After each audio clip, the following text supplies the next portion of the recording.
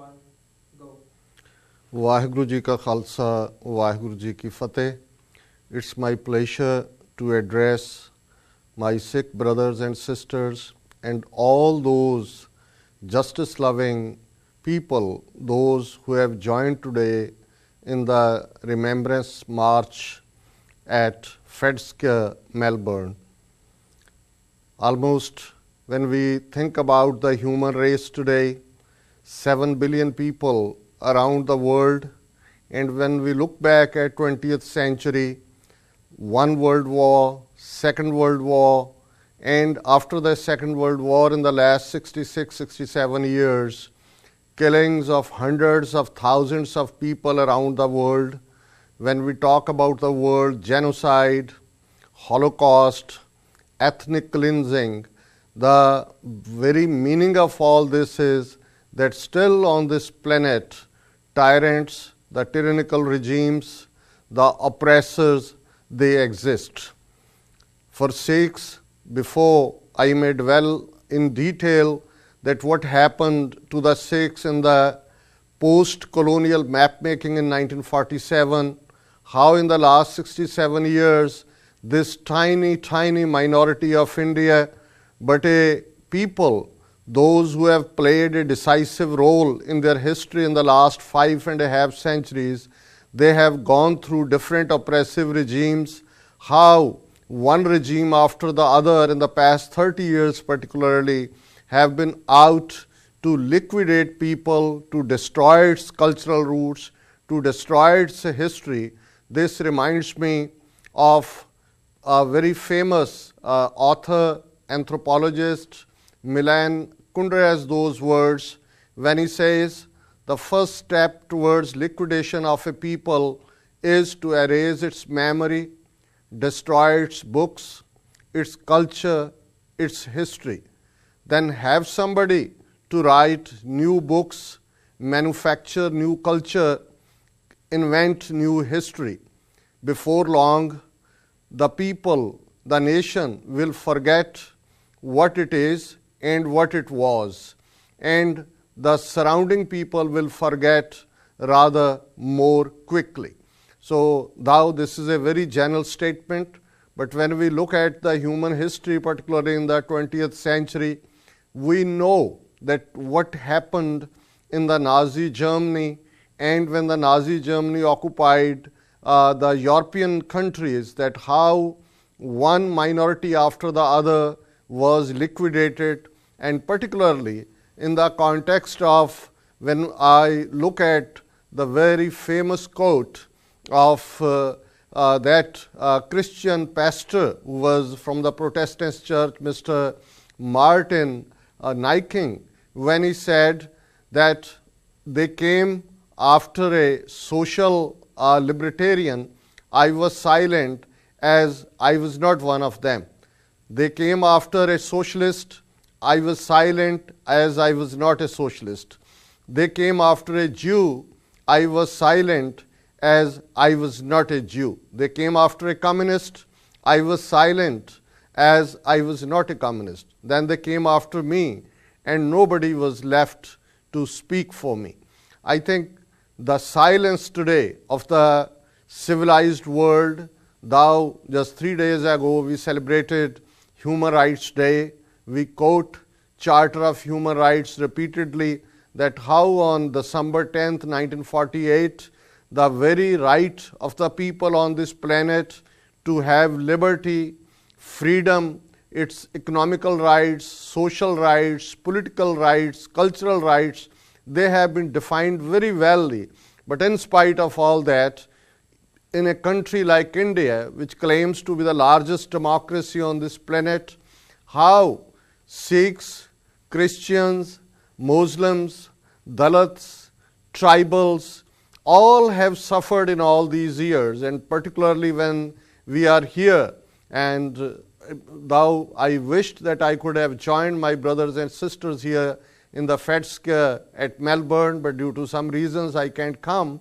But my heart beats for all the people around the globe, those who have suffered, those who are suffering, and those who have the courage to raise their voice against oppressive, suppressive regimes. And for my friends, those who are not from Sikh community and the media people around, I like to give a brief background of the Sikh history, particularly in the last century, that how we ended up in a regime, which regime in the last 67 years have very deliberately, calculatedly, in a planned way, have tried to destroy this nation in toto, as is called lock, stock and barrel. Britishers, they ruled over that part of the world almost for 300 years, whole of subcontinent, which is called India. Though India was never a geographically marked country in history ever, it was a British administrative unit. But post Second World War, when the Britishers decided to leave the subcontinent, there were three major negotiators or the parties to the negotiations for transfer of power. Hindus were represented by Indian National Congress, Gandhi and Nehru. Muslims were represented by Quaid-e-Azam Muhammad Ali Jinnah, and the Sikhs were represented by Akali Dal. And that was the time when Sikhs had a chance, though their claim was there in 1849, Punjab was annexed with British India after 2 wars, but on the assurances by Gandhi, Nehru and other Congress leaders, Sikhs decided to be a part of the India which was claimed that it will be a secular country, and at the same time it was promised repeatedly that in the north of India an autonomous zone will be created so that the Sikhs may also be able to enjoy the glow of freedom. But what happened immediately after that was that within weeks of partition of the subcontinent, in the new India, the first circular issued by the Indian Home Ministry was which declared Sikhs a criminal tribe. And even in the Indian Constitution, as this is very important, that on the June 26th, when President Obama of United States of America is visiting Delhi as a special guest of Modi government, which is another repressive regime, just on the line with as were the Nazis in the Germany in the 1930s.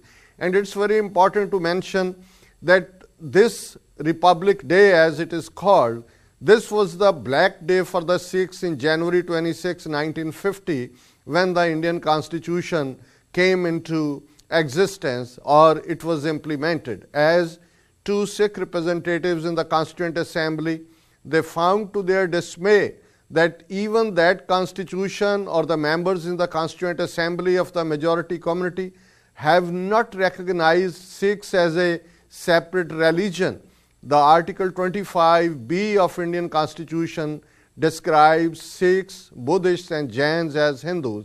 And that was the time when Sikh representatives in the Constituent Assembly, they declared that this is betrayal of the Sikhs, this is betrayal of the promises made to the Sikhs, we reject this constitution. And it's a matter of fact that de facto we may be part of India, but de jure we have never accepted India as a country.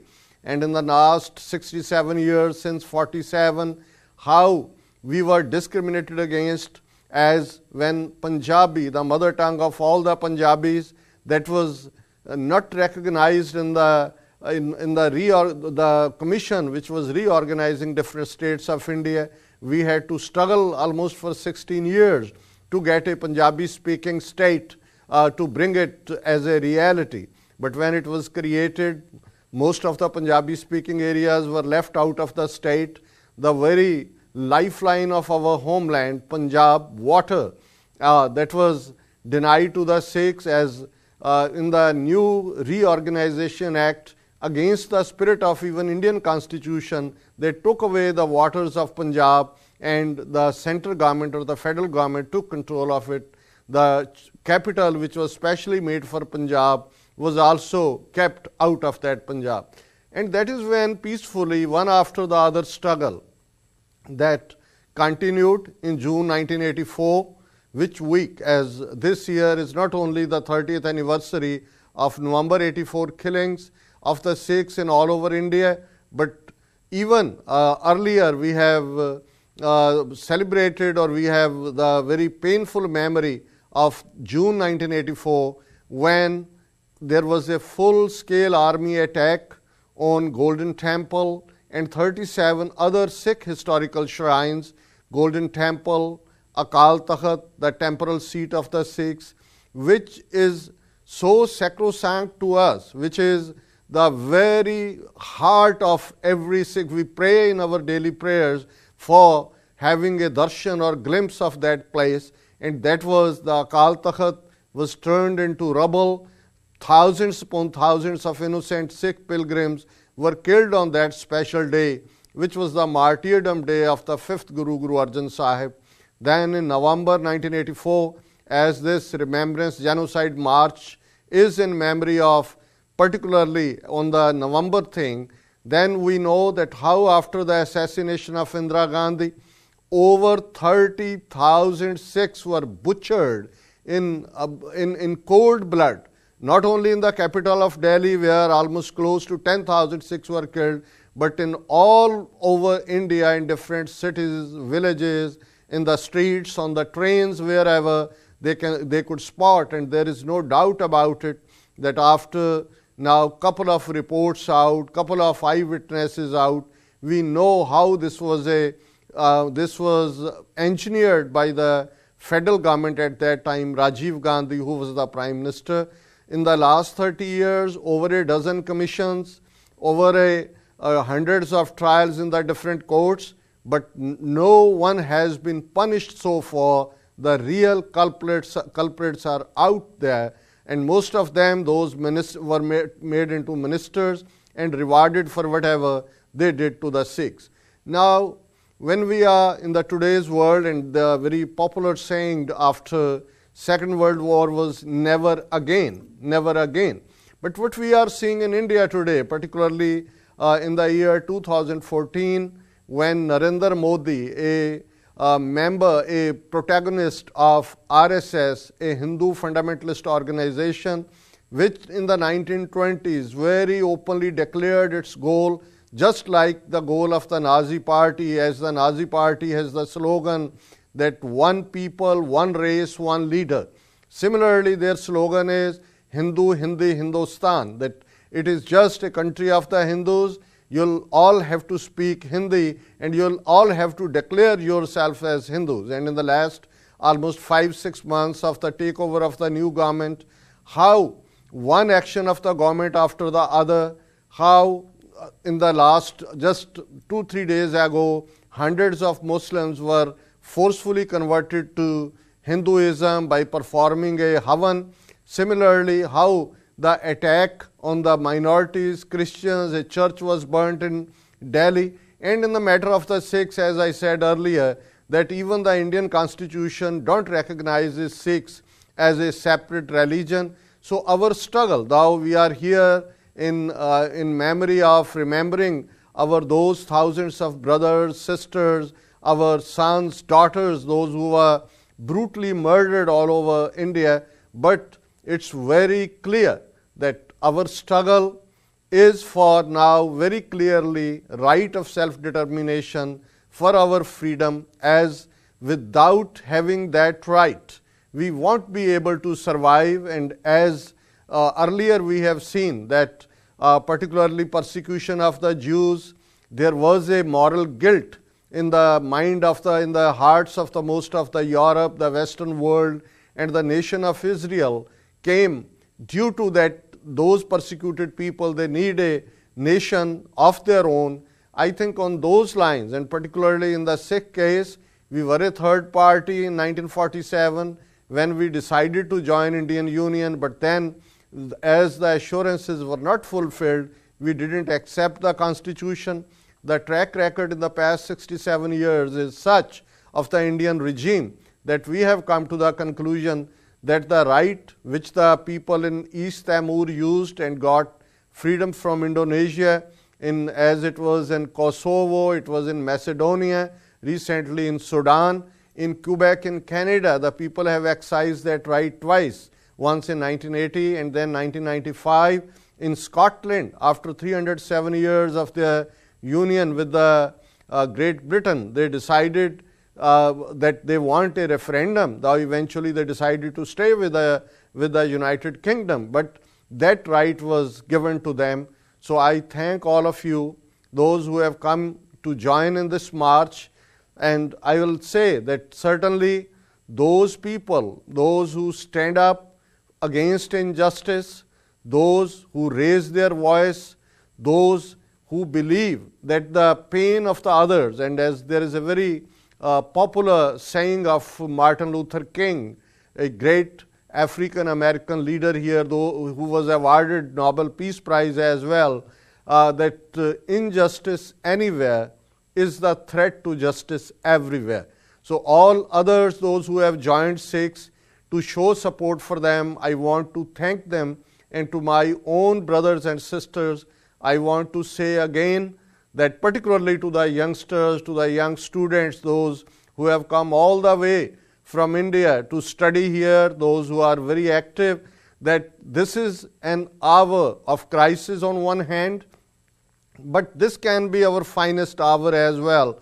If we accept the challenge, we stand up, as we have no choice. An Indian map, we won't survive, my brothers and sisters. It should be very clear. It should be very clear. Benjamin Franklin at one time, addressing his people here, he said that we all need to understand that indeed we'll have to hang together. Otherwise, we shall hang separately. And today we are in the same situation.